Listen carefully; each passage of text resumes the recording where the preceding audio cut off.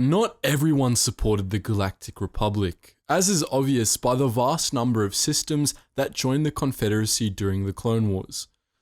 The CIS wasn't just made up of evil, profit-hungry corporations.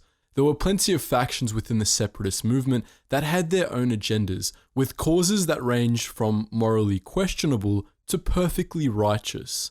When these factions came under attack, they were often quite fierce in their resistance to Republic forces, typically incurring mass casualties despite strategic disadvantages.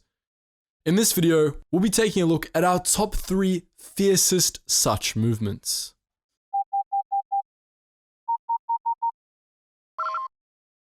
Attention, Sergeant on deck! First up, we have what we're calling the Brental Rebels, a separatist insurgent group led by Shogar Tok. During the 5th month of the Clone Wars, the separatist movements on several key core worlds launched coup attempts, and rebel groups on Brental 4 and SLS, two extremely powerful core worlds, succeeded in taking over their respective planets, prompting Republic invasions. Special focus was given to Brental 4 because it was perhaps the most important piece of real estate in the galaxy, sitting at the crossroads of the Hydian Way and the Polemian Route. The Confederacy knew how important this was, and so the rebels on Brental were well funded as well as vicious. Under the leadership of Shogar Tok, a brutal warlord, these separatist rebels and their droid reinforcements took over a prison complex, which they transformed into a military stronghold. They also took control of Brental's defensive Magna guns, powerful ion cannons that were capable of shredding the Republic's LAAT gunships.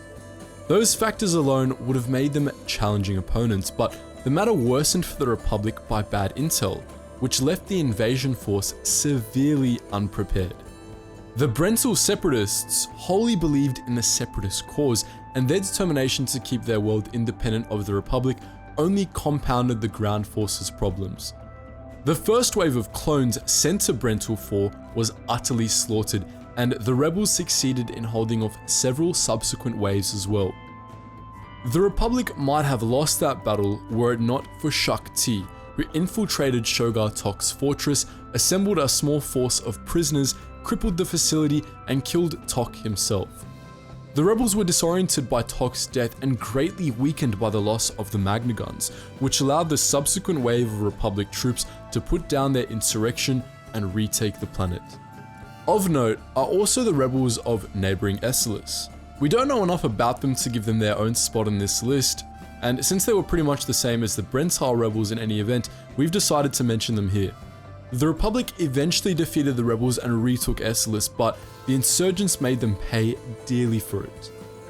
The Battle of SLS lasted a grueling 5 days, and it saw some of the highest casualties of the war for both sides. Both core world separatist groups proved vicious and effective, likely in no small part due to the extreme wealth of their homeworlds. Both rebel groups fought because they believed the Republic was stifling their homeworlds, a sentiment those worlds had previously expressed during the Unification Wars and the Alsacan conflicts. Both Brental 4 and SLS had once been massively influential, and while they were still powerful worlds, the Republic Golden Age had seen their prominence decrease. Like the Trade Federation and other mega corporations represented on the Separatist Council, they likely sided with the Confederacy out of a desire for greater profit and influence, unlike the other insurgent groups on this list. Next up, we have the Jabimi Nationalists, led by Alto Stratus. The Nationalists were a separatist faction that seized control of Jabim early in the Clone Wars in response to a Republic embargo against the trade of raw materials with the CIS. They were vicious, they were well trained, and most importantly, they were spirited. They dealt the Republic one of its worst defeats of the whole war, a 43-day bloodbath that left untold thousands of clones dead. Alto Stratus and his Nationalist faction came to prominence in the Jabimi Congress thanks to widespread outrage about the Republic's treatment of Jabim. Alto Stratus himself put it best. For 3,000 years we were loyal to the Republic, but did they send aid during the brain rot plague? Did they react when the Trandoshans invaded? Where was the Republic when Lythian pirates killed your parents and mine? The Republic ignored our cries for help, until they learned that beneath all the mud our planet has, a heart of ore.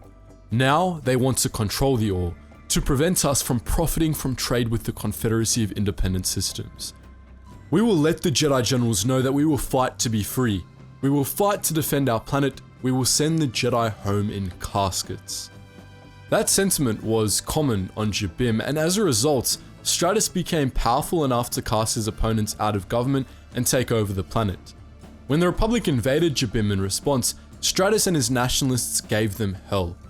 At first, they only fielded poorly equipped rebels, leading the Republic to believe they were weaker than they actually were. The Republic proceeded to overextend itself, and then Stratus unleashed the bulk of his armies against them. These were primarily composed of droid reinforcements, but the Nationalists had elite troops as well, the Nimbus Commandos, Stratus's elite guard, who used rocket boots to glide over Jabim's muddy surface. The Jabimi Nationalists were ultimately victorious against the Republic. The Republic's clones and their heavy walkers simply couldn't match the determination of their opponents, who had grown to hate the Republic with a passion. Stratus's leadership was another major factor, as he excelled at motivating troops and wasn't half bad at combat in his own right.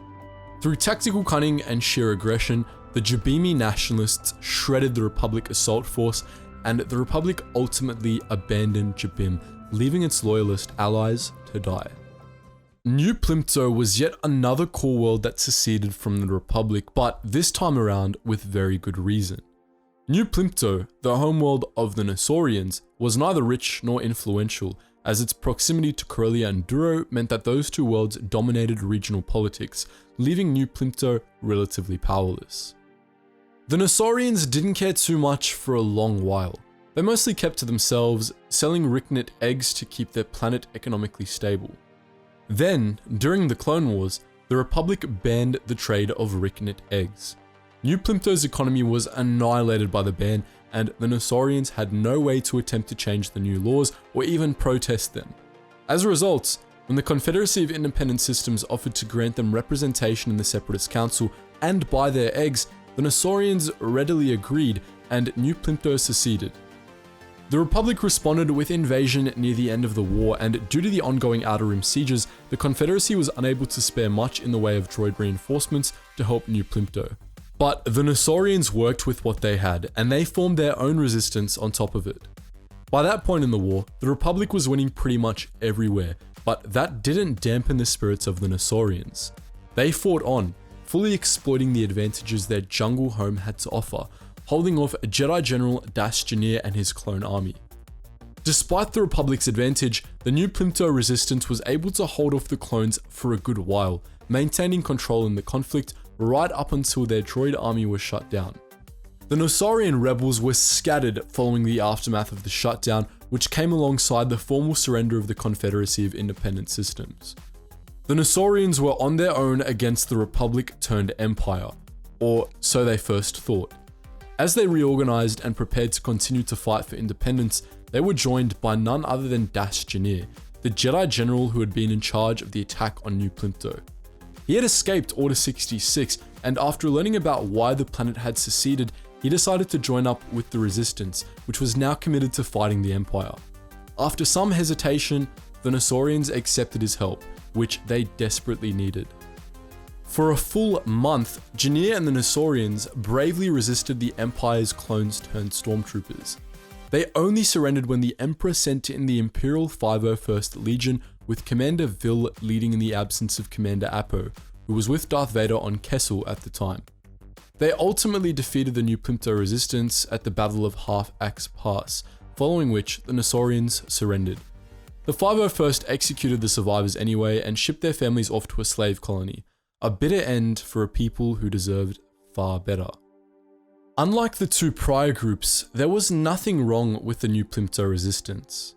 That the Republic opposed their cause at all should have been a sign to the Jedi that they weren't necessarily fighting for the right side.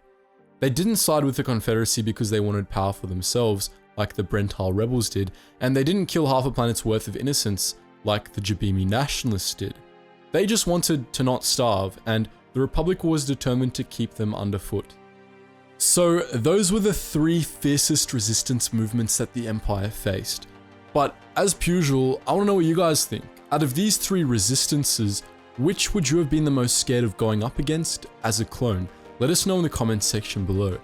And just before you go guys, make sure you check out our wider community in the description below, where you can join us on our main Discord and chat to myself and other Star Wars fans, our Geetsly's Gaming Network where you can play our Gary's Mod server with other Star Wars fans, and the Patreon if you want to help support the channel more than you already are by watching this video. Anyways guys, as always, thank you so much for watching and I hope to see you in the next video.